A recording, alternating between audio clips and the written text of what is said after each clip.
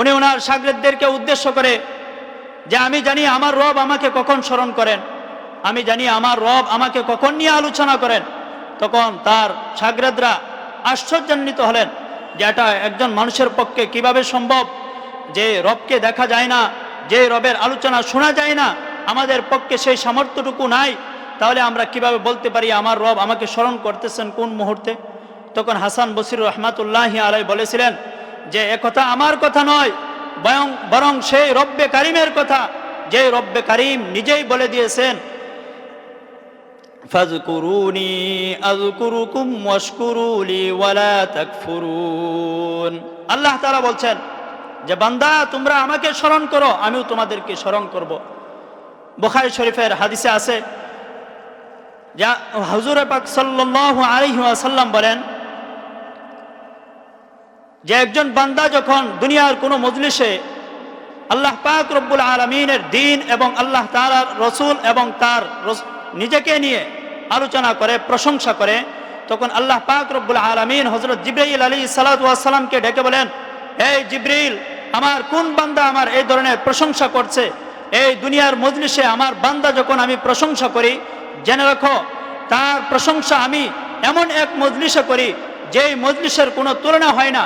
আমি তার প্রশংসা করি আমার মাকবুল এবং আমার নৈকট্যপ্রাপ্ত বিশেষ ফেরেশতাদের মজলিসে আমি সেই বান্দার প্রশংসা করি। এর মাধ্যমে আমরা বুঝতে পারলাম আমরা যখনই আল্লাহ পাক রব্বুল আলামিনের প্রশংসা করি, আল্লাহ পাক রব্বুল আলামিন স্বয়ং তার নৈকট্যপ্রাপ্ত ফেরেশতাদের সাথে আমাদের প্রশংসা করেন। বলেন সুবহানাল্লাহ। তো এই যে রব্বে কারিম, সেই রব্বে কারিমের দাসত্ব আমরা স্বীকার করেছি, সেই রব্বে কারিমকে আমরা মন প্রাণ দিয়ে বিশ্বাস করেছি, তার প্রতি ঈমান এবং ইয়াকিন আমরা পয়দা করেছি, তৈরি করেছি, যার জন্যই আমাদেরকে আজকে মুমিন মুসলমান বলা হয়, ঠিক কি না? তো আল্লাহ পাক রব্বুল আলামিনকে যদি আমরা বিশ্বাস না করতাম তাহলে আমাদেরকে আজকে মুমিন পরিচয় দেওয়ার সে সুযোগ থাকতো না। একজন মানুষ মুমিন কখন হয়? যখন সে অন্তর আবেগ দিয়ে আল্লাহ পাক রব্বুল আলামিনকে ভালোবাসে, আল্লাহ তাআলার প্রত্যেকটা বিধানকে সে অন্তর থেকে বিশ্বাস করে এবং সেগুলো কায়েমের জন্য প্রচেষ্টা করে, জবান থেকে স্বীকার করে, তখনই সেই মানুষটা প্রকৃত মুমিন এবং মুসলমান হয়। তো আমরা এমন এক রবের দাসত্ব স্বীকার করেছি, যে রবের দাসত্ব স্বীকার করলে পরে অন্তরের ভিতরে কোনো ধরনের ভয় থাকে না, পৃথিবীর কোনো মানুষ, কোনো পরাশক্তি আমাদেরকে পরাস্ত করতে পারে না। যেই রব্বে কারিমের বিশ্বাস অন্তরে থাকলে পরে পৃথিবীর সকল শক্তি আমাদের কাছে দুর্বল এবং হীনমন্যস্ত হয়। যেই রব্বে কারিমের পাওয়ার আমাদের অন্তরে ঢুকলে পরে দুনিয়ার সকল শক্তি, সকল পরাশক্তি আমাদের পদস্থলে অবনত হয়, তাদেরকে পদপিষ্ট করে আমরা সেই শক্তির উপর দিয়ে বুলডোজার চালিয়ে ইমানি পাওয়ার দিয়ে ইসলাম এবং কালিমার পতাকাকে উড্ডীন করতে পারি। সেই ইমানি পাওয়ার আমরা গ্রহণ করেছি, সেই রব্বে কারিমের দাসত্ব আমরা স্বীকার করেছি। যেই দাসত্ব স্বীকার করার পর আমাদের ভিতর কোনো ধরনের ভয়, ভীতি, আশঙ্কা থাকে না। তো সেই রব্বে কারিমের কালামুল্লাহ থেকে আমি কিছু তেলাওয়াত করেছি, রাসূল সাল্লাল্লাহু আলাইহি ওয়াসাল্লামের হাদিস থেকে কিছু অংশ তেলাওয়াত করেছি। সেই বিষয়ে যদি আল্লাহ তাআলা চাহেন তো আমি আলোচনা করব ইনশাআল্লাহ। তো আমরা যারা বাইরে ঘোরাফেরা করতেছি, বাইরে বসে না থেকে আমরা মজলিসের ভিতরে চলে আসি, কারণ দুনিয়ার রং তামাশা আমরা সব সময় দেখি, ঘোরাফেরাই করে আমাদের জীবন নষ্ট করতেছি। আল্লাহ তাআলার 24টা ঘন্টা জীবনের যে মুহূর্তগুলো যায়, এর ভিতরে আমরা যে 24টা ঘন্টা দিবারাত্রি ভাগ করেছি, এর ভাগের প্রতিটা সময়ে আমি আমার জীবিকা নির্বাহের জন্য, আমি দুনিয়ার রং তামাশার দেখার জন্য আমি ব্যয় করতেছি। কিন্তু আমি কি বলতে পারবো যে আমি আল্লাহ পাক রব্বুল আলামিনের সন্তুষ্টির জন্য অল্প একটু সময় 5 ওয়াক্ত নামাজটুকুও তো আমরা পড়তে পারি না? কেন? কারণ আমার কাছে দুনিয়ার রং তামাশাই সবচেয়ে বেশি প্রিয়। আল্লাহ পাক রব্বুল আলামিনের গুরুত্ব, আদেশের গুরুত্ব, আল্লাহ পাক রব্বুল আলামিনের নির্দেশের গুরুত্ব যদি আমার ভিতরে থাকতো, তাহলে আমি মুমিন হয়ে, মুসলমান হয়ে কি করে পরে আজান হলে পরে রাস্তাঘাটে ঘোরাফেরা করি, দুনিয়ার রং তামাশায় ডুবে পড়ি। সুতরাং আমরা যে প্রকৃত মুসলমান এবং মুমিনের দাবি করি, সেই প্রকৃত মুমিন এবং মুসলমান হতে পারে নাই। সুতরাং আল্লাহ পাক রব্বুল আলামিনের কাছে তওবার একটা বিশাল সুযোগ থাকে। দুনিয়ার মানুষের কাছে অন্যায় করলে পরে সেখানে দ্বিতীয়বার ছাড় দেওয়া হয়, তৃতীয়বারের ভালোও ছাড় দেওয়া হয়, চতুর্থবার তার জন্য কোনো ছাড় এবং সুযোগ থাকে না, তাকে পাকড়াও করা হয়, তাকে শাস্তি দেওয়া হয়। কিন্তু আল্লাহ পাক রব্বুল আলামিনের কাছে একজন বান্দা যখন বারবার অন্যায় করে আবার ফিরে আসে, তখন আল্লাহ পাক রব্বুল আলামিনের রহমত বলে कि अगर 7 बाज तौबा शिकस्ती बाज आ হে আমার বান্দা, তুমি 100 বার অন্যায় করেছো, 100 বার অপরাধ করেছো, তুমি আমার রহমতের দিকে ফিরে আসো, আমার ক্ষমার দিকে ফিরে আসো, আমি বান্দা তোমাকে আবার ক্ষমা করে দেব, তোমাকে ক্ষমার করার জন্যই আমি বসে আছি। সুবহানাল্লাহ। তাহলে আমরা যদি বাইরে ঘোরাফেরা করি, সময় অযথা নষ্ট করি, সময় আমার চলে যাবে। আমি যদি ভালো কাজে সময় ব্যবহার করি, সেই সময়ও চলে যাবে, খারাপ কাজে ব্যবহার করলে সে সময়ও আমার চলে যাবে। কিন্তু প্রতিফল কি হবে? আমার সময়টাকে খারাপ কাজে ব্যবহার করার কারণে তার হিসাবও আমাকে দিতে হবে। আর যদি আমি আমার সময়টাকে ভালো কাজে ব্যবহার করি, তার প্রতিফলে আমার আখিরাতে বিশাল এক প্রতিদান থাকবে, যার কোনো তুলনা হয় না। যে একটা নেকির জন্য হাসরের ময়দানে সন্তান তার পিতা থেকে পলায়ন করবে, বাপ তার সন্তান থেকে পলায়ন করবে, যেই গর্ভধারিণী মা 10 মাস 10 দিন গর্ভে ধারণ করেছে, অনেক ব্যথা সহ্য করেছে, দুঃখ যন্ত্রণা সহ্য করেছে, কুলে পেটে করে মানুষ করেছে, সেই গর্ভধারিণী মা সন্তান থেকে পলায়ন করবে শুধু একটা নেকির জন্য। তো এই যে নেকিগুলা আমরা অযথা অবহেলা নষ্ট করতেছি, সেগুলোর জন্য আফসোস আমাদের হবে, কিন্তু তখন আফসোস করলে আমাদের কোনো সুযোগ হবে না। এই যে আল্লাহ পাক রব্বুল আলামিন আমাদেরকে যে হায়াতের জিন্দেগি বেঁধে দিয়েছেন, এটা কিসের জন্য? এটা পরীক্ষার জন্য। সামান্য কিছুদিন দুনিয়াতে বিচরণ করব, ভালো খারাপ যে আমলই করি না কেন সব কিছুর প্রতিদান এর সম্মুখীন একদিন আমাকে হতে হবে। আমার প্রত্যেকটা আমলকে, জাররা থেকে জাররা আমলকে আমার এই যে মিজানের পাল্লায় ওজন করা হবে, সেই আমলগুলোর উপর ভিত্তি করে আমার নাজাত, আমার মুক্তি, আমার সফলতা সেগুলোর উপরেই নির্ভর করবে। এখন যদি আমি সেই সময়ের অপব্যবহার করি, সেই সময়কে সুযোগ পেয়ে কাজে না লাগিয়ে বাজে কাজে ব্যবহার করি, তাহলে সেগুলোর কুফলও আমাকে ভোগ করতে হবে। তো আমরা বাইরে ঘোরাফেরা না করে এই যে প্যান্ডেল নির্ধারিত যে সীমানা আছে ওটার ভিতরে চলে আসি। আল্লাহ পাক রব্বুল আলামিনের শান ও মান মর্যাদা নিয়ে কিছু আলোচনা হবে। আমরা সকলেই সেগুলো দিলের কান দিয়ে শুনবো, যেন সেগুলোর উপর আমল করতে পারি। আল্লাহ পাক রব্বুল আলামিন আমাদের সকলকে তৌফিক দান করুন। তো আল্লাহ পাক রব্বুল আলামিন বলছেন যে ইয়া আইয়ুহাল্লাযীনা আমানুত্তাকুল্লাহ ওয়া কুনু মা'আস সাদিকিন। আল্লাহ পাক রব্বুল আলামিন এই মুমিন জাতিকে উদ্দেশ্য করে বলেছেন, হে আমার মুমিন বান্দা বান্দিগণ, তোমরা আল্লাহ পাক রব্বুল আলামিনকে অন্তর থেকে ভয় করো এবং তোমরা সৎ মানুষের সঙ্গী হয়ে পড়ো। তো একজন মানুষ যখন আল্লাহ পাক রব্বুল আলামিনকে অন্তর থেকে ভয় করবে এবং সৎ মানুষের সঙ্গ অবলম্বন করবে, তখন পৃথিবীতে সেই মানুষটাই হবে সেরা এবং সেই মানুষটাই হবে সবচেয়ে উত্তম মানুষ। কারণ আল্লাহ পাক রব্বুল আলামিন বলছেন, কুনতুম খায়রা উম্মাতিন উখরিজাত লিন-নাস তা'মুরুনা বিল মা'রুফি ওয়া তানহাউনা আনিল মুনকার। আল্লাহ পাক রব্বুল আলামিন বলছেন, হে মানুষ সকল, আমি তোমাদেরকে সৃষ্টি করেছি উত্তম জাতি হিসেবে। পৃথিবীতে যত প্রাণী আমি সৃষ্টি করেছি, সকল প্রাণীর সেরা প্রাণী হিসেবে আমি তোমাদেরকে সৃষ্টি করেছি। তোমাদেরকে আমি শ্রেষ্ঠত্বের ঘোষণা দিয়েছি, কিন্তু তোমরা তোমাদের শ্রেষ্ঠত্ব অর্জন করতে হলে তোমাদের দুটি বিষয় অবলম্বন করতে হবে। এর মধ্য থেকে একটি হলো তা'মুরুনা বিল মা'রুফ, তোমরা সৎ কাজের আদেশ করবে, ওয়া তানহাউনা আনিল মুনকার, এবং অসৎ কাজ থেকে মানুষকে, অন্যায় অপরাধ কাজ থেকে মানুষকে নিজেও বিরত থাকবে, অপরদেরকেও বিরত থাকার জন্য আদেশ করবে। একজন মানুষের ভিতরে যখন এই দুইটা গুণ থাকবে, আমরা আল্লাহ পাক রব্বুল আলামিনের এই কালামুল্লাহ থেকে, এই আয়াত থেকে যে তরজমাটা শুনেছি, এই বিষয়টা আমরা ভালো করে লক্ষ্য করব যে আল্লাহ পাক রব্বুল আলামিন আমাদেরকে শ্রেষ্ঠ জাতি হিসেবে ঘোষণা করেছেন। তো আল্লাহ পাক রব্বুল আলামিন এর পরবর্তীতে বলছেন যে তোমরা সৎ কাজের আদেশ করবে এবং অসৎ কাজ থেকে মানুষকে বাধা প্রদান করবে। তো এখন যদি আমরা কি করি, সৎ কাজের আদেশ করি এবং অসৎ কাজ থেকে মানুষকে নিষেধ করি, তখনই বুঝতে পারবো আল্লাহ পাক রব্বুল আলামিনের যে ঘোষণা, শ্রেষ্ঠত্বের ঘোষণা মানুষকে দিয়েছেন, আমি সেই প্রকৃত এবং শ্রেষ্ঠ মানুষ হতে পেরেছি। এখন যদি আমি শুধু নিজেকে সর্বক্ষণ শ্রেষ্ঠ এবং পবিত্র মানুষ হিসেবে দাবি করি, কিন্তু আল্লাহ পাক রব্বুল আলামিন যেই নির্দেশ আমাকে দিয়েছেন শ্রেষ্ঠত্বের জন্য সেগুলো অবলম্বন না করি, সেগুলো না মানি, তাহলে আমি শুধু দাবি করে যেতে পারবো, কিন্তু কখনো প্রকৃত এবং শ্রেষ্ঠ মানুষ হতে পারবো না। তো আল্লাহ পাক রব্বুল আলামিন আমাদেরকে যে শ্রেষ্ঠত্বের কথা বলেছেন, কয়টি কথা? শ্রেষ্ঠ হতে হলে মানুষ দুটি গুণ থাকতে হবে, সৎ কাজের আদেশ করতে হবে এবং অসৎ কাজ থেকে নিজেও বিরত থাকবে, অপরকেও বিরত রাখতে হবে। তো এই দুইটা বিষয় যখন একজন মানুষ নিজের জীবনে ধারণ করবে, অবলম্বন করবে, তখন সেই মানুষটাই হবে শ্রেষ্ঠ মানুষ। আমাদের সমাজে এরকম আছে না, যেই মানুষের দেহ আকৃতি আপাদমস্তক পা থেকে পায়ের পাতা পর্যন্ত পুরা অঙ্গ প্রত্যঙ্গ মানুষের, কিন্তু মানুষের থেকে যখন মনুষ্যত্বের কোনো আচরণ, এর বিপরীত কোনো আচরণ ঘটে, পশুত্বের আচরণ ঘটে, তখন আমরা স্বাভাবিক দৃষ্টিকোণ থেকে সেই মানুষটাকে বলি যে তুই তো একটা জানোয়ার বেটা, তোর মাধ্যমে এই কাজটা হয় কি করে, এটা তো কোনো মানুষের কাজ হতে পারে না। কেন আমরা বলি? আসলে কি তার পাছায় বিশাল এক লেজ আছে? তার গায়ে কি বিশাল বিশাল পশম আছে? তার পাছায় কোনো লেজ নাই, তার গায়ে কোনো বিশাল পশম নাই, তারপরেও সেই মানুষটা আমরা হিংস্রতার সাথে তুলনা করি, জঙ্গলের পশু জানোয়ারের সাথে তুলনা করি। এর একমাত্র কারণ হলো মনুষ্যত্বের যে গুণ তার ভিতরে থাকার কথা ছিল, সে শুধু দেহ আকৃতিতে মানুষ, মনুষ্যত্বের গুণ না থাকার কারণে সেই মানুষটাকে আমরা জানোয়ার এবং হিংস্র প্রাণী হিসেবে ঘোষণা করি।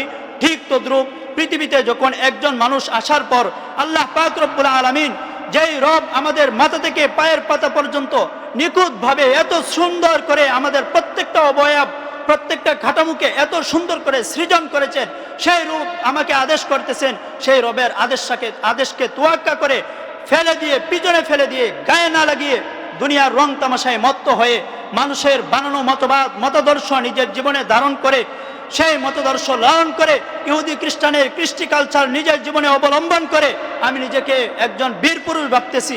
আসলে আমি প্রকৃতপক্ষে আমার দৃষ্টিতে, দুনিয়ার মানুষের দৃষ্টিতে আমি হয়তো একটা মানুষ দেহ আকৃতিতে, কিন্তু আল্লাহ এবং তার রসুলের দৃষ্টিতে আমি প্রকৃতপক্ষে একটা জানোয়ার, চতুষ্পদ জন্তু। কারণ আল্লাহ পাক রব্বুল আলামিন বলেন, উলাইকা কাল আনআমি বাল হুম আদল। মানুষের মধ্য থেকে এমন কিছু মানুষ আছে যারা শুধু দেহ আকৃতিতে মানুষ, অন্য অন্য মানুষের মতো তাদের দেহ আছে, তাদের দুটো চোখ আছে, তাদের সুন্দর একটা চেহারা আছে, তাদের পা আছে, চলতে পারে, তাদের হাত আছে, ধরতে পারে, চোখ দুটি আছে, দৃষ্টি সম্পন্ন, সেই চোখ দিয়ে পথ অবলম্বন করতে পারে। কিন্তু তাদের বুদ্ধি আমি দিয়েছি, সেই বুদ্ধি যদি তারা সৎ কাজে ব্যবহার করত তাহলে ভালো কিছু অর্জন করতে পারত। কিন্তু তারা অন্যায় অবিচার করার কারণে আমি তাদের প্রতি নারাজ হয়ে, এত বেশি নারাজ হয়েছি যে এক পর্যায়ে আমি বাধ্য হয়ে তাদের খতামাল্লাহু আলা কুলুবিহিম ওয়া আলা সামঈহিম, আমি তাদের অন্তর সমূহের উপর মোহর এঁটে দিয়েছি, ওয়া আলা সামঈহিম, এবং তাদের কান সমূহের উপর কুলুপ এঁটে দিয়েছি, ওয়া আলা আবসারিহিম গিশাওয়া, এবং তাদের চক্ষু সমূহের উপর পর্দা টেনে দিয়েছি, ফাহুম লা ইউবসিরুন, যার ফলে তারা এই কান থাকা সত্ত্বেও কান দিয়ে হক কথা শুনতে পারে না, চোখ থাকা সত্ত্বেও সেই চোখ দিয়ে ভালো কোনো কিছু দেখতে পারে না। এই যে তাদের ব্রেন আছে, সেই ব্রেন সুস্থ এবং স্বাভাবিক থাকা সত্ত্বেও তারা ভালো কিছু ভাবতে পারে না। অন্তরগুলো তাদের থাকা সত্ত্বেও অন্তরে গুনাহের এত পরিমাণ মরিচিকা পড়ে গিয়েছে, সেই গুনাহের মরিচিকার কারণে তারা ভালো কোনো কিছু অন্তর দিয়ে অনুধাবন করতে পারে না। যার প্রতিফলে আল্লাহ পাক রব্বুল আলামিন পরবর্তীতে এক আয়াতে বলেন, উলাইকা কাল আনআমি বাল হুম আদল। এই মানুষগুলো গুনাহ করতে করতে আমি তাদের অন্তর সমূহের উপর কুলুপ পেটে দিয়েছি, তাদের চক্ষু সমূহের উপর পর্দা টেনে দিয়েছি, তাদের কান সমূহের উপর আবরণ ও কুলুপ এঁটে দিয়েছি, যার ফলে তারা কান দিয়ে শুনতে পারে না, চক্ষু থাকা সত্ত্বেও চক্ষু দিয়ে দেখতে পারে না। সুতরাং এই সকল মানুষের দৃষ্টান্ত হলো, তারা দুনিয়াতে মানুষের রূপ এবং আকৃতি নিয়ে বসবাস করবে, কিন্তু আল্লাহ তাআলার দৃষ্টিতে সেই সকল মানুষের দৃষ্টান্ত হলো উলাইকা কাল আনআম, সেই সকল মানুষগুলো হলো চতুষ্পদ জানোয়ারের মতো, বাল হুম আদল, কিংবা চতুষ্পদ জানোয়ার থেকেও আরো বড় নিকৃষ্ট। চতুষ্পদ জানোয়ার থেকেও যে নিকৃষ্ট আল্লাহ পাক রব্বুল আলামিন বলছে, এর পিছনেও কারণ অবশ্যই না অবশ্যই আছে। তো একজন মানুষ তার জীবনের হিসাব নিকাশ বলতে একটা বিষয় আছে। মানুষ যখন মৃত্যুবরণ করবে, এর পরবর্তীতে সেই মানুষের জন্য আল্লাহ পাক রব্বুল আলামিন পুনরায় জীবিত করবেন, কবর থেকে পুনরুত্থান ঘটাবেন। এর পরবর্তীতে তার আমল, নেক আমল, বদ আমলের সব কিছুর জাররা জাররা পরিমাণ হিসাব নেওয়া হবে। নেক আমলের বদলাও আল্লাহ পাক রব্বুল আলামিন দিবেন, বদ আমলের বদলাও আল্লাহ পাক রব্বুল আলামিন দিবেন। কিন্তু আজ পর্যন্ত কি আমরা কোনো বয়ানে শুনেছি, কোনো জায়গায় শুনেছি কোরআন হাদিস থেকে যে চতুষ্পদ জানোয়ারকে আল্লাহ পাক রব্বুল আলামিন জাহান্নামে নিক্ষেপ করবেন, তার আমল নামার হিসাব দিবেন?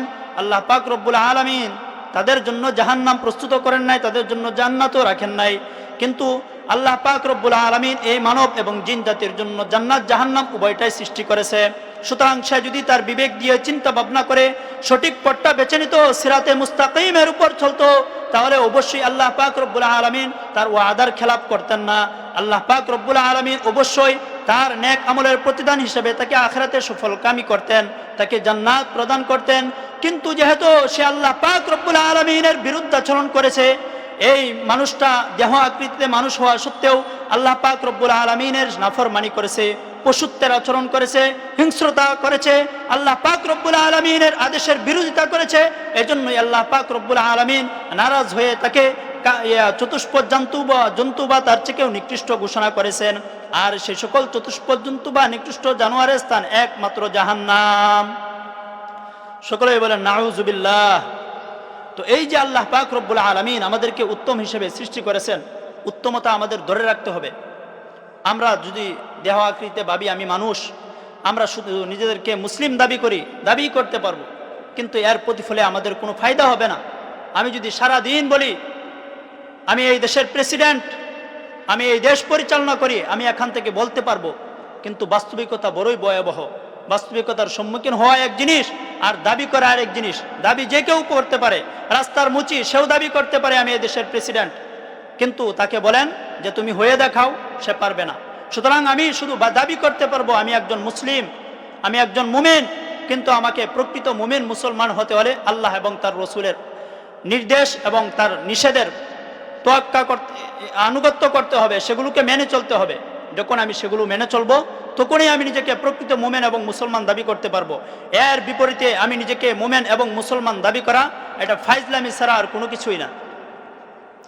এই যে আল্লাহ পাক রব্বুল আলামিন আমাদেরকে ঈমান নামক এক মহা দৌলত দিয়েছেন, সেই ঈমান ধ্বংসের জন্য আমরা যেদিকেই তাকাই সেদিকেই বিশাল এক মহড়া প্রস্তুত। আমরা ডানে তাকাবো, সেখানে দেখবো এক বিশাল মহড়া প্রস্তুত যারা আমাদের ঈমান ধ্বংসের জন্য প্রস্তুত হয়ে আছে। বামে তাকাবো, সেখানেই এক অবস্থা, ডানে তাকাবো, সামনে তাকাবো, পিছনে তাকাবো। মোট কথা হলো পৃথিবীর প্রত্যেকটা ক্ষেত্রে ঈমান বিধ্বংসী প্রত্যেকটা বিষাক্ত প্রাণী, প্রত্যেকটা বিষাক্ত জিনিস আমাদের জন্য প্রস্তুত হয়ে আছে, যেই বিষয়গুলো আমাদের ঈমানকে ধ্বংস করবে। যে ঈমান ধ্বংস হলে পরে একজন মানুষের দুনিয়া আখেরাতে তার কোনো দামেই থাকে না। সে যত ভালো কাজেই করুক না কেন, সকল ভালো কাজের ওজন করা হয়, সকল ভালো কাজের পরিমাপ করা হয়, সকল ভালো কাজ অর্জন হয়, তার জন্য সংরক্ষিত হয়। সফলতা তখনই অর্জন করবে যখন তার ভিতরে ঈমান নামক জিনিসটা থাকবে। এখন আমাদের বর্তমান জামানায় এমন কিছু কিছু বিষয় বের হয়েছে, এমন অনেক ফেরকা, এমন অনেক দল বের হয়েছে যাদের আকীদা মতাদর্শ আমরা যদি ধারণ করি, অন্তর থেকে বিশ্বাস করি, তাহলে এর বিপরীতে আমাদের কি হবে? আমাদের ভিতরে যে ঈমানের কারণে, যে ঈমানের পাওয়ার নিয়ে চলার কারণে আমরা আজকে নিজেদেরকে মুমিন মুসলমান দাবি করতে পারতেছি, যে ওয়াহদানিয়াতকে গ্রহণ করার কারণে দুনিয়ার সকল পরাশক্তি আমাদের কাছ থেকে আজকে পরাস্ত। সেই যেই শক্তিগুলো সকলগুলো আমাদের কাছ থেকে আস্তে আস্তে দূরে সরে যাবে। তারা আমাদের ঈমান বিধ্বংসী সেই প্রচেষ্টায় তারা লিপ্ত হয়েছে। আমার আগে এক ভাই এ বিষয়ে আলোচনা করছেন, তারপরেও ঈমানি দায়িত্ব হিসেবে আমিও আমার মুখ থেকে সে বিষয়টা আলোচনা করতে চাই। আমরা কিছুদিন আগে দেখেছি যে আল্লাহ পাক রব্বুল আলামিনের শান মান মর্যাদার বিরুদ্ধে এই দেশের কিছু বাউল নামের ফাউল যারা আল্লাহ পাক রব্বুল আলামিনের কে নিয়ে কটূক্তি করেছে, সেই সকল কটূক্তি এতটাই ভয়ানক যে একজন মানুষ, সাধারণ মানুষ, শুধু মুসলিম নয়, বরং যারা আল্লাহ পাক রব্বুল আলামিনকে অন্তর থেকে বিশ্বাস করে, সেই মানুষের মুখ থেকে এই ধরনের কথা উচ্চারিত হওয়া কোনো মানুষের পক্ষেই সম্ভব না। চাইছে অন্য ধর্মের হোক, যে কোনো ধর্মেরই হোক না কেন। তো সে আল্লাহ পাক রব্বুল আলামিনের ব্যাপারে এমন কিছু বিষয় আমরা শুধু জানি সে কটূক্তি করেছে, কিন্তু যে বিষয়গুলো নিয়ে আল্লাহ পাক রব্বুল আলামিনের শান মান মর্যাদার বিরুদ্ধে কটূক্তিগুলো করেছে, সেই বিষয়গুলো কি আল্লাহ পাক রব্বুল আলামিন আদৌ বলেছেন কিনা সেই বিষয়ে আমরা একটু ধারণা নিব। সে বলেছে যে আল্লাহ পাক রব্বুল আলামিন বলেছেন যে আল্লাহ পাক রব্বুল আলামিন প্রথমে আরশ সৃষ্টি করেছেন, আল্লাহ পাক রব্বুল আলামিন প্রথমে নূর সৃষ্টি করেছেন। এইভাবে আল্লাহ পাক রব্বুল আলামিন অনেক কিছু প্রথমে সৃষ্টি করেছেন, এই কথা বলেছে। তো আসলেই কি সেগুলো আল্লাহ পাক রব্বুল আলামিন বলছেন কিনা? প্রথমত হলো আল্লাহ পাক রব্বুল আলামিনের কুরআনে কারিমে এই সকল বিষয় কোনো কিছুই নাই। আল্লাহ পাক রব্বুল আলামিন ওইটা প্রথমে সৃষ্টি করেছেন, ওইটা প্রথমে সৃষ্টি করেছেন, ওইটা প্রথমে সৃষ্টি করেছেন, এই ধরনের কোনো কথাই নাই কোরআন শরীফে। আছে কোথায়? প্রসিদ্ধ কোনো হাদিসও নাই, সহিহ কোনো হাদিসেও নাই। যে সকল হাদিসগুলোতে আছে সেগুলোকে জয়ীফ হিসেবে ঘোষণা করা হয়েছে। তো এই ধরনের কথা সে বলার পর যে ব্যক্তি নাউজুবিল্লাহ আগেই বলে নিতেছি যে এই ধরনের কথা মানুষের মুখ থেকে উচ্চারণ করা কিচ্ছুতেই সম্ভব না, কিন্তু যেহেতু শরীয়তের একটা বিধান আছে নকলে কুফুর, কুফুর নাবাসত, কোনো কুফরি বাক্য নকল করা মানুষকে শোনানোর জন্য সে বিষয়ে সতর্ক করার জন্য সেগুলি কুফরি না। সে বলেছে যে ব্যক্তি এক মুখে অনেক কথা বলে, ভিন্ন ভিন্ন কথা বলে, সেটা মুখ নাকি হুগা, নাউজুবিল্লাহ, সেটার আগামাতা নাকি সে খুঁজে পায় না। এই ধরনের বাউল নামক ফাউল যেগুলো আল্লাহ পাক রব্বুল আলামিনের শান মান মর্যাদার বিরুদ্ধে এই ধরনের অপবাদ দিয়ে কটূক্তিমূলক আচরণ করেছে, আল্লাহ পাক রব্বুল আলামিনের শান মান মর্যাদার বিরুদ্ধে এই ধরনের লাঞ্ছনা ও অপমানজনক কথা সে বলেছে, সেই সকল ফাউল এদের একমাত্র শাস্তি হলো শরীয়তের দৃষ্টিকোণ থেকে তাদের একমাত্র শাস্তি হলো মৃত্যুদণ্ড। তো আমাদের অনেকের কাছে এই বিষয়টা উল্লেখ করার পর গায়ে লাগে, অনেকে চিন্তা করে একজন মানুষ ভুল করেছে, সে তওবা করবে, সে অন্যায় করার পর সে ফিরে আসবে, হুজুর হয়ে, উলামায়ে কেরাম হয়ে, আলেম হয়ে কিভাবে তারা একজন মানুষকে হত্যার মতো এত নিকৃষ্ট প্রতিক্রিয়া সৃষ্টি করে, এত নিকৃষ্ট ধরনের মন্তব্য করে, কথা বলে। আমি বলবো যে আমরা যারা এই ধরনের মতাদর্শ নিজের জীবনে লালন করি তাদেরকে সে জায়গা থেকে ফিরে আসতে হবে, কারণ আমি মুখ থেকে উচ্চারিত একটা বাক্যই আমার ঈমান ধ্বংসের জন্য যথেষ্ট। কেউ যদি আল্লাহ পাক রব্বুল আলামিনের শান মান মর্যাদার বিরুদ্ধে কোনো ধরনের কটূক্তি করে, আল্লাহ পাক রব্বুল আলামিনকে নিয়ে কটূক্তি করে, রাসূল করিম সাল্লাল্লাহু আলাইহি ওয়াসাল্লামকে নিয়ে কটূক্তি করে, ইসলামকে নিয়ে কটূক্তি করে, আল্লাহ পাক রব্বুল আলামিনের কুরআনকে নিয়ে কটূক্তি করে, ইসলামের শিআরের কোনো বিষয়কে নিয়ে কটূক্তি করে, এবং তাহলে সে কাফের, সে মুরতাদ হয়ে যাবে। পাশাপাশি যারা তার এই কথাগুলোকে মন প্রাণ দিয়ে বিশ্বাস করবে এবং সেগুলোর সমর্থন করবে তারাও ঈমান থেকে বহিষ্কৃত হবে। সুতরাং আমরা যখন কাউকে সমর্থন করব আমরা যেহেতু নিজেদেরকে মুমিন হিসেবে দাবি করি, ঈমান হলো আমাদের সবচেয়ে বড় সম্পদ, যেই ঈমানের উপর নির্ভর করে আমাদের আমলগুলো যাচাই বাছাই করা হবে। ঈমান যদি আমার জীবনে না থাকে তাহলে আমার আমলে যত ভালো কাজই করি না কেন সেগুলোর কোনো তোয়াক্কাই করা হবে না, সেগুলো কোনো ধরনের আল্লাহ পাক রব্বুল আলামিন প্রতিফলই আমাকে দিবেন না। যেরকম কাফের মুশরিক বেদুইনরা তারা অনেক ধরনের ভালো কাজ করতেছে, তো তারা কি তার বিপরীত বিনিময় পাবে না, কারণ তাদের ভিতরে বিনিময় পাওয়ার মতো যে জিনিসটা থাকার দরকার ছিল সেটা নাই, সেটা ছিল ঈমান। সুতরাং এই কাফের মুশরিকরা, তারা এই শয়তানের প্রেতাত্মারা, তারা মুসলিম জাতিকে কিভাবে ঈমান থেকে বিচ্যুত করা যায়, ঈমান কিভাবে তাদের কাছ থেকে ছিনিয়ে নেওয়া যায়, সেই প্রচেষ্টায় কিছু নামদারি মুসলিমকে সাজিয়ে গুছিয়ে মানুষরূপী কিছু হিংস্র জানোয়ারকে মানুষের সামনে দাঁড় করিয়ে দিয়েছে, যারা কোরআন হাদিসের নাম ধরে ভণ্ডামি করবে, যারা কোরআন হাদিসের নাম ধরে মানুষের ঈমানকে হরণ করবে, সেই সকল ভণ্ড আউল ফাউলদের থেকে আমাদেরকে মুক্ত থাকতে হবে, বিরত থাকতে হবে, এবং আমাদের ঈমান নামক সেই মহা দৌলতকে হেফাজত করতে হবে। আল্লাহ পাক রব্বুল আলামিন আমাদেরকে সেই ঈমান দিয়েছেন, যে ঈমানের পাওয়ারে আমরা পরশক্তি, পৃথিবীর সকল পরশক্তিকে পরাস্ত করেছি, যে ঈমানের পাওয়ারে আমরা আল্লাহ পাক রব্বুল আলামিনের জমিনে সকল কুফরি শক্তির উপর মাথা উঁচু করে চলতে পারি, যে ঈমানের পাওয়ারে পরে আমরা আখিরাতেও আল্লাহ পাক রব্বুল আলামিন আমাদেরকে বিশেষ মর্যাদা দিবেন।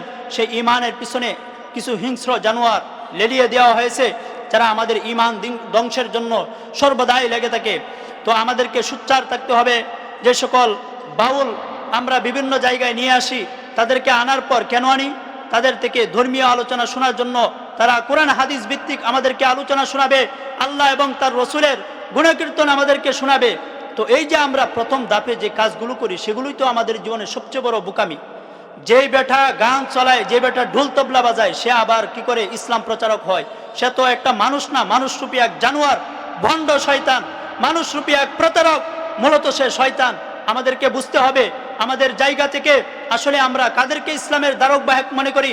যে কোরআনের একটা আয়াত পর্যন্ত, একটা আরবি বাক্য পর্যন্ত, একটা আরবি শব্দ পর্যন্ত মুখ থেকে শুদ্ধ করে উচ্চারণ করতে পারে না, এর মুখে যদি বোমা মারা হয় তবু তার মুখ থেকে একটা আরবি শব্দ উচ্চারিত হবে না। সে ইসলামের ধারক বাহক দাবি করে, সে মানুষের ঈমান হরণ করার জন্য এই চেষ্টাগুলো করতেছে।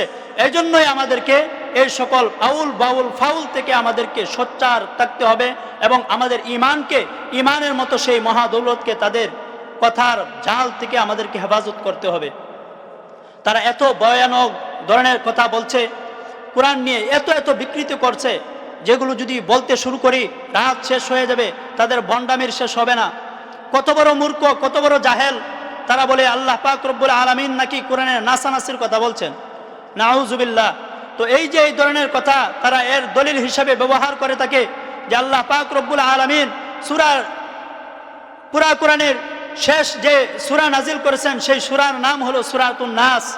তো সেই সূরায় আল্লাহ পাক রব্বুল আলামিন নাকি মানুষকে নাসানাসির কথা বলছেন। সকলেই বলেন নাউজুবিল্লাহ। তো সেখানে বলছে যে কুল আউযু বিরাব্বিন নাস মালিকিন নাস ইলাহিন নাস মিন শাররিল ওয়াসওয়াসিল খান্নাস আল্লাযী ওয়াসওয়িসু ফি সুদুরিন নাস মিনাল জিন্নাতি ওয়ান নাস। এই ভণ্ডের বাচ্চা, এই শয়তান জাহান্নামের সেই কুকুরটা, সে বলে আল্লাহ পাক রব্বুল আলামিন নাকি এই সূরাটাই শুধু নাজিল করেছেন মানুষ যেন বেশি পরিমাণ নাচানাচি করে। আল্লাহ নাকি পুরা কোরআনে বলছেন যে খালি নাচো আর নাচো, তাহলে আমি তোমাদেরকে জান্নাত দিয়ে দিব, নাচতে নাচতে তোমরা জান্নাতে চলে যাবে। নাউজুবিল্লাহ মিন যালিক। ভণ্ডামির একটা সীমা থাকা দরকার। এই ধরনের কথা কোনো মুসলমানের পক্ষে বলা সম্ভব না। কত বড় মূর্খ হলে পরে এই কোরআনের এত বড় ভয়ানক অপব্যাখ্যা করে। এখানে নাচ শব্দের অর্থ হলো মানুষ। নাচ শব্দের অর্থ কি? মানুষ। এটা কি বাংলা যে নাচ মানুষ, ইয়া নাচানাচি? বাংলাতে নাচ তো নাচে, আর আরবিতে নাচ শব্দের অর্থ কি? মানুষ। কিন্তু আমরা কি করি? এগুলো অন্তর দিয়ে বিশ্বাস করি। যদি অন্তর দিয়ে বিশ্বাস নাই করতো তাহলে 95% মুসলমানের এই দেশে যাদের সামনে এই আচরণগুলো করা হয়, এই কালামে পাকের অপব্যাখ্যা করা হয়, তারাও তো সামনে মুসলমান বসে থাকে, ঠিক কিনা? এত মুসলমান থাকা সত্ত্বেও তারা সেগুলোকে হৃদয় দিয়ে গ্রহণ করে এবং তারা সেগুলো বাস্তবায়নের জন্য তারা ভাবে যে আমরা ঈমান প্রচারের দায়িত্ব পালন করতেছি। সুতরাং যেহেতু কোরআন শরীফে আল্লাহ পাক রব্বুল আলামিন নাচানাচির কথা বলছেন, তাহলে নাচতে আমাদের সমস্যা কোথায়? এই যে ভয়ানক মতাদর্শ আমাদের ভিতরে ঢুকিয়ে দিয়েছে, ঈমান বিধ্বংসী অপব্যাখ্যা, কোরআনের অপব্যাখ্যা, যেগুলো বিশ্বাস করলে পরে আমার ভিতর থেকে ঈমানটা চলে যাবে, সেই বিষয়গুলো আমাদের ভিতরে ঢুকে দিয়েছে। আরও ভয়ানক কথা বলবো।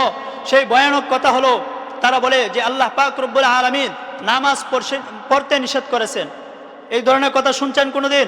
আল্লাহ পাক রব্বুল আলামিন কি বলছেন?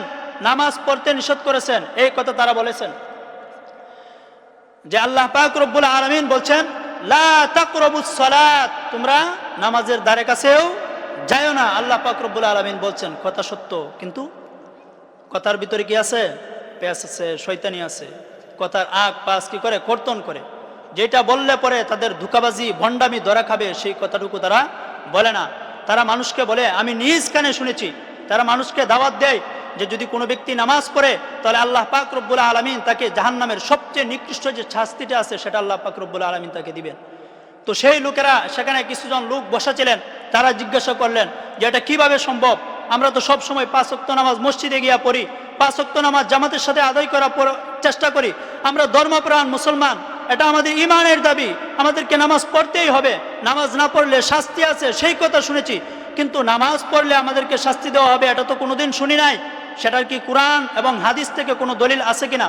তখন সেই ব্যক্তি বলে যে আল্লাহ পাক রব্বুল আলামিন কোরআনে কারিমেই বলেছেন নামাজ পড়লে কি দিবেন? শাস্তি দিবেন। তো সেই লোককে বলল যে আপনি তেলাওয়াত করেন, আর আয়াতাল্লাযী ইউকাযযিবু বিদ্দীন ফাযালিকাল্লাযী ইয়াদউল ইয়াতীম ওয়ালা ইয়াহুদ্দু আলা তুআমিল মিসকিন ফাওয়াইলুল লিল মুসাল্লিন। এই পর্যন্ত আসতেই বাস তার যতটুক দরকার ছিল ততটুক সে পেয়ে গেছে।